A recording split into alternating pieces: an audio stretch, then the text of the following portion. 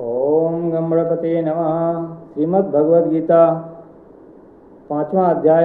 अर्जुन उवाच संन्यासं कर्मणां कृष्ण पुनर्योगं च संशसि यत्योरेकं तन्मे ब्रूहि सुनिश्चितम्। अर्जुन बोले, हे कृष्ण, आप कर्मों के संन्यास की और फिर कर्म योग की प्रशंसा करते हैं, इसलिए इन दोनों में से जो एक मेरे लिए भली भांति निश्चित कल्याणकारक साधन हो उसको कहिए।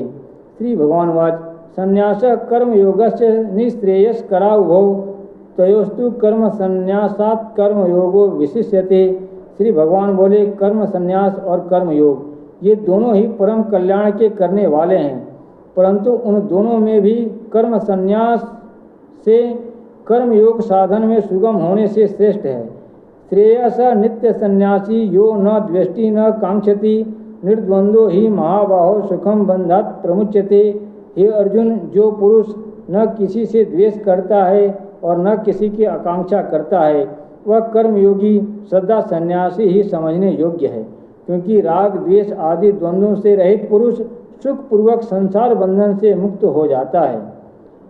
संख योगो पृथक बाला प्रवदंति न पंडिता एकमप्या स्थित सम्यगु भयो विंदते फलम।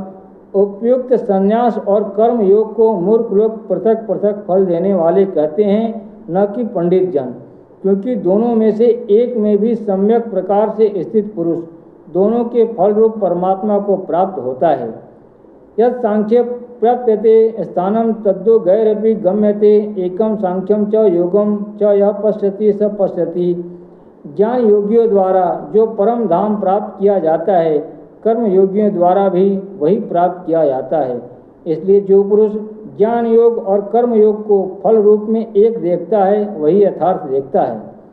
संन्यासस्तु महाबाहो दुख माप्तुम योगतः योग युक्तो मुनिर्ब्रह्मा न चिरेणाधिगच्छति।